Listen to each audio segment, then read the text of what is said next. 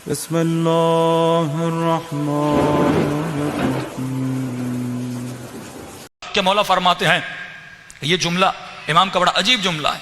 इमाम फरमाते हैं कि मिसाल के तौर पर जब तुम्हारी आंख में तकलीफ होती है, क्या तू इस आंख को अपने वजूद का हिस्सा समझता है कि नहीं?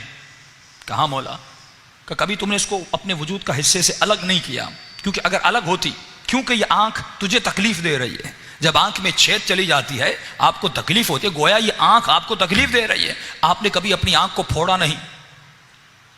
आपके दांत में जब तकलीफ होती है आपने कभी हथौड़ी से मार कर अपने दांत को गिराया नहीं, भाई गिराइए, ये आपको तकलीफ दे रहा है, ये आपको अजियत दे रहा है, लेकिन आप नहीं गिराते क्योंकि आप इस दांत को अपने वजूद का हिस्सा समझते हैं। अब इमाम हुसैन का जुमला समझिए और पढ़िए और गौर फिक्र कीजिए। मौला फरमाते, ऐ शियो तुम सब हमारे वजूद का हिस्सा हो। शियान आलम हम अहले बैत के वजूद का हिस्सा है। मौला फरमाते हैं बिल्कुल इसीलिए क्योंकि तू हमारे वजूद का हिस्सा है, हम कभी तुम्हें खुद से दूर नहीं करते। हम कोशिश करते हैं तुम्हारी प्रॉब्लम को हल किया जाए, हम कोशिश करते हैं तुम्हारी इस गुनाह की बीमारी को दूर किया जाए। और फरमाया जब तुम्हें तकलीफ होती है तो ये मत समझना ये तकलीफ तुम्हें हो रही है, ये तकलीफ हमें होती है। जब तुम्हें दर्द होता है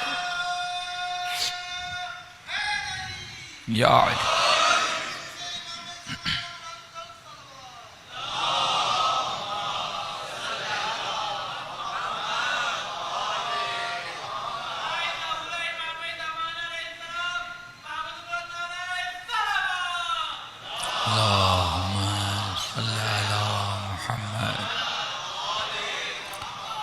जब तुम्हें तकलीफ होती, वहां फरमाते हैं ये गोया हमें तकलीफ होती है, हम तुम्हारे दर्द और तकलीफ को बर्दाश्त नहीं कर सकते।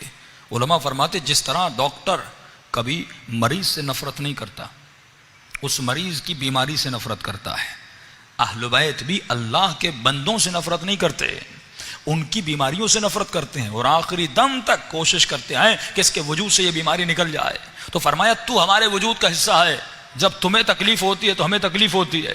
कल मैंने इमाम रज़ा की रिवायत पढ़ी ना कि मौला क्या फरमाते हैं, फरमाते हैं अगर इमाम समझ के नहीं तो दोस्त समझ के मुझसे बातें कर, अगर दोस्त समझ के नहीं तो भाई समझ के हमसे बातें कर, अगर भाई समझ के नहीं तो बाप समझ के हमसे बातें कर। मौला ये कहना क्या चाहते हैं? मौला बताना चाहते हैं हम बीवी से ज्यादा तुमसे करीब हैं, हम बाप से ज्यादा तुमसे करीब हैं, हम तुम्हारी औलाद से ज्यादा तुमसे करीब हैं, इसीलिए कहा कि हमें याद करो, हम तुम्हें याद करेंगे।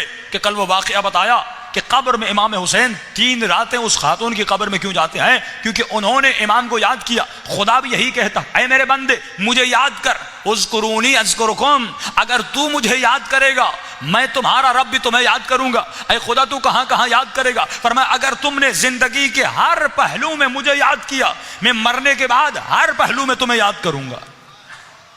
लेकिन अगर तुमने औलाद की खातिर मुझे बुला दिया, बीवी की खातिर मुझे बुला दिया, बच्चों की खातिर मुझे बुला दिया, उनकी पढ़ाई के पैसे चाहिए थे, हराम माल के पीछे चले गए और अपने रब को भुला दिया, अपने आका को भुला दिया, तो मौला फरमाते यौम यफिर्रुल मरउ अन अखी, क़यामत का दिन वो दिन होगा कि जब बेटी बाप से भागेगी, बाप बेटी से भागेगा, शोहर बीवी से भागेगा, बीवी शोहर से भागेगी। का मौला क्यों भागेगी? इमाम फरमाते 2 वजूहात हैं। एक वजह ये क्योंकि उसकी अपनी नेकियां कम होंगी, कहीं कोई मुझसे नेकियों का सवाल न कर ले, कहीं मुझसे कुछ मांग न ले, शायद मैं जवाब न दे पाऊं। दूसरी वजह मौला फरमाते क़यामत का दिन वो दिन है कि यौमा तुबला सराइर, कि वहां पर जितने छुपे हुए राज हैं वो जाहिर हो जाएंगे, गुनाहों की तिजोरियां खुल जाएंगी, छुपे हुए राज जाहिर हो जाएंगे। जब राज जाहिर हो जाएंगे इस बंदे गुनहगार की शक्ल बदल जाएगी, इसकी सूरत बदल जाएगी। ये नहीं चाहेगा इसका शोहर इसे देखे, ये नहीं चाहेगी इसका भाई इसे देखे, ये नहीं चाहेगा इसका बेटा इसे देखे। मौला फरमाते हैं उस दिन एक चीज तुझे काम आएगी। मौला वो कौन सी चीज है? फरमाया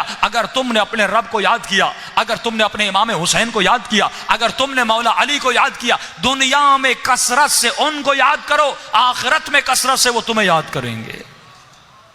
लेकिन अगर उनको याद नहीं किया, का मौला कैसे याद करें? फरमाया हर लम्हे में हमें याद करते रहो, तुम्हारी जबान पर हमेशा जिक्र परवरदिगार आलम हो। कल मैंने इशारा दिया था कि एक दफा खुदा कहता है मेरा जिक्र करो, मैं तुम्हारा जिक्र करूंगा। एक मरतबा कहता है जिक्र कसीर करो, चलते फिरते तुम्हारी जबान पर मेरा जिक्र होना चाहिए। एक दफा कहता है कि वज़्कुर रब्बक फी नफ्सिक, अपने नफ्स के अंदर अपने रब का जिक्र करो। का मौला ये जिक्र नफ्सी क्या है? इमाम फरमाते ये आला तरीन मंजिल जिक्र है। का मौला कैसी मंजिल है? फरमाए एक मर्तबा तू जबान से अल्लाह का जिक्र करता है, लेकिन एक मर्तबा मलका हासिल हो जाता है। अब जब भी तू सांस लेता है तेरी सांसें भी या अल्लाह कह रही हैं, तेरी हर निकलती हुई सांस से अल्लाह का जिक्र आ रहा है, हर जाती हुई सांस से अल्लाह का जिक्र आ रहा है। जिस तरह आगाए कश्मीरी जब सांस लेते थे तो कहते थे ला इलाहा इल्लल्लाह, जब सांस निकलती थी तो कहते थे ला इलाहा इल्लल्लाह। ये ज़बान से नहीं कहते थे, ये जिक्र क़ल्बी है, यानी उनके दिल से आवाज आती थी ला इलाहा इल्लल्लाह, उनके दिल से आवाज आती थी या अल्लाह, उनके दिल से आवाज आती थी या रहमान। फरमाया दिल वो उज़्व है कि जहां पे एक सेकंड में तुम्हारा खून कहां से कहां पहुंचता है। अब जब दिल ने जिक्र खुदा किया, गोया तुम्हारे खून के कतरे कतरे ने अल्लाह का जिक्र किया, गोया तुम्हारा पूरा वजूद इबादत परवरदिगार आलम में है।